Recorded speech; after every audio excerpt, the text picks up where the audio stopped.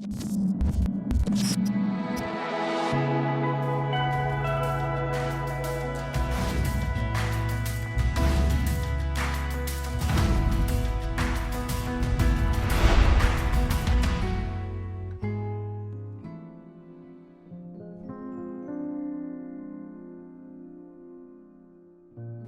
के psychologist Ibrahim Maslow की बहुत मशहूर थ्योरी है, Maslow hierarchy of needs.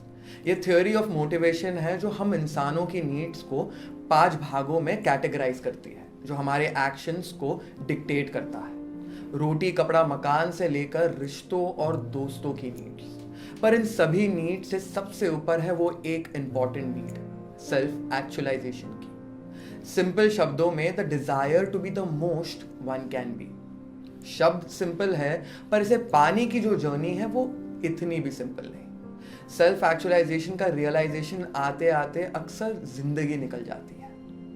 Number 0 हमारे ही देश में ढूंढा गया है, पर इसे कोई पाना नहीं चाहता, क्योंकि बचपन से हमें 100 आउट ऑफ 100 लाने की जिम्मेदारी दी जाती है, उन नाजुक कंधों पर जिन पर पहले से ही मोटी मोटी किताबों का भार था। मेरा बचपन भी कुछ ज्यादा अलग नहीं रहा है। मिडिल क्लास फैमिली में जो पैदा हुआ, हमारे यहाँ भी मार्क्स और पास जैसे शब्द मम्मी किसी काढ़े की तरह सुबह सुबह पिला देती। पास नहीं होगे तो आगे कैसे बढ़ोगे, पास नहीं होगे तो डिग्री कैसे मिलेगी, पास नहीं होगे तो जॉब कैसे लगेगी, पास नहीं होगे तो लाइफ कैसे बनेगी। फर्स्ट से लेकर 10th स्टैंडर्ड तक जिंदगी मानो बस टेस्ट मैच खेल रही हो। पहले यूनिट टेस्ट एग्जाम, फिर मिड टर्म एग्जाम्स और उसके बाद फाइनल एग्जाम, और इन सब के बीच में आ जाता सरप्राइज टेस्ट। दिल को चाहिए था रोहित शर्मा को देखना, पर आंखों के सामने थी RD शर्मा की किताब। मिडिल क्लास घरों में ये सब आम होता है। जब हम रिमोट पर लगे कवर को नहीं निकालते इस डर से कि वो खराब हो जाएगा, तो हम अपने सपनों को खराब होता कैसे देखेंगे। ये पास मानो जिंदगी के टोल नाके के उस पास की तरह है, जो हमें मिडिल क्लास से अपर क्लास की दूरी तक पहुंचाता है। और जब कोई बात आपको सोते जागते उठते बैठते बताई जाए, तो आप जिंदगी को उसके जीने का तरीका मान लेते हो, और कहीं ना कहीं आप दूसरों के लिए जीने लगते हो। पढ़ाई में अच्छा था तो मम्मी पापा को उम्मीदें थी। जिंदगी मैंने मानो एक्सपीरियंसों में नहीं बल्कि किताबों में जी थी। मेरे लिए जिंदगी सही या गलत नहीं थी, बस पास और फेल थी। पर जिंदगी कोई किताब नहीं या कोई सिलेबस नहीं जो पहले से पढ़ी जा सके। वो तो एक टीचर है जो कभी भी सरप्राइज टेस्ट ले सकता है। एक बार किसी काम से मैं बाहर जा रहा था, हाईवे पर था, और अचानक से किसी गाड़ी वाले ने ठोकर मार दी। जब उठा तो शरीर बाइक से बेड पर था, पैरों पर प्लास्टर और सर पर स्टिचेस। जब ठीक हुआ तो कॉलेज वालों ने कहा कि सेमेस्टर खत्म हो चुका है, अब साल रिपीट करना होगा। अब जरा सोचिए, जिस बच्चे ने कभी यूनिट टेस्ट में, कभी सरप्राइज टेस्ट में, एक सब्जेक्ट में भी F नहीं देखा था, उसे अचानक से कह दिया गया कि साल वेस्ट हो गया है।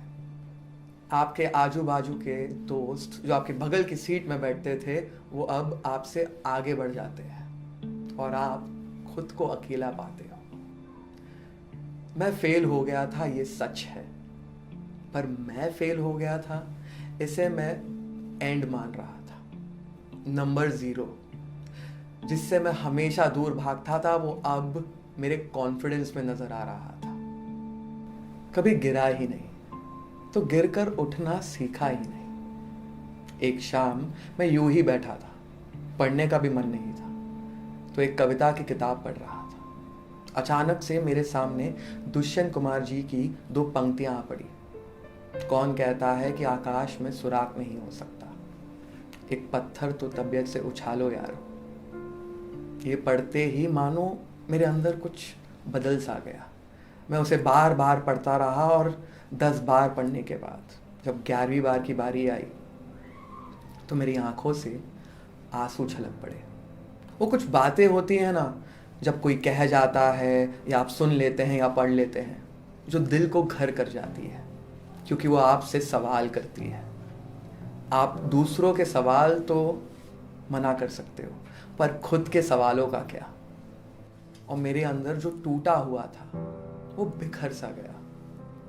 मैंने उसे रोका भी नहीं और बस बहने दिया, मानो हर शब्द मुझे तमाचा मार रहा हो और मुझे जगा रहा हो। उसके बाद मैंने आंसू पोंछे, पर एक उम्मीद सी मिली।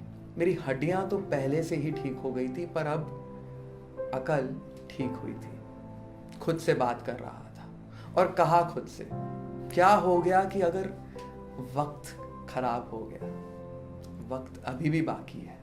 क्या हो गया कि साल बिगड़ गया, चलो सुधार लेंगे। सपनों का आसमां तो अब भी है, चलो एक पत्थर उछाल लेंगे। मुझे एहसास हुआ कि मैंने अपनी सारी जिंदगी दूसरों के लिए जी है। मैंने एहसास किया कि किसी को प्रूव करने की कोई ज़रूरत नहीं। मम्मी क्या सोचेगी, पापा क्या सोचेंगे, दोस्त क्या सोचेंगे, लोग क्या सोचेंगे, वो मैटर नहीं करता। मैटर तो ये करता है कि फेलियर के बाद मैं खुद से क्या कहूँगा। और फेलियर के बाद मैंने खुद को बस फेलियर ही कहा। पर उसके बाद एक उम्मीद सी मिली, एक विश्वास सा जगा। विश्वास मार्क्स में नहीं बल्कि खुद पर था। मैं ये भूल गया था कि मेरे पास या फेल होने से किसी को कुछ प्रूव नहीं होता, पर फेलियर के बाद मैं खुद से क्या कहता हूँ वो मैटर करता है। और मैंने फेलियर के बाद खुद को बस फेलियर ही कहा। पर इसके बाद मुझे उम्मीद मिली, कॉन्फिडेंस मिला, और कहा मैंने खुद से कि क्या हो गया, चलो फिर से कोशिश करते हैं, एक पत्थर उठाते हैं। अपनी एक किताब से मैंने एक पन्ना फाड़ा और उन 2 पंक्तियों को लिख दिया और दीवार पर लगा दिया। इस बार मैंने फुल कोशिश की। कोशिश मार्क्स की नहीं थी बल्कि खुद के लिए थी, ना ही किसी और के लिए। एग्जाम्स आए, एग्जाम्स मैंने दिए और मैंने कॉलेज में टॉप किया। मगर मुझे खुशी टॉप करने की नहीं थी, बल्कि खुद पर जो भरोसा दिखाया था उसे पूरा करने की थी। और फिर जब मैं घर पहुंचा तो मैंने किताब से एक और पन्ना फाड़ा और 2 पंक्तियां लिखी। इस बात का इल्म है मुझे कि वक्त बदलेगा, पर इस बात का यकीन रखता हूं कि मेरा वक्त बदलेगा। Self actualisation is the desire to be the most one can be. और मुझे रियलाइज हुआ that the desire to be the most I can be is just being me.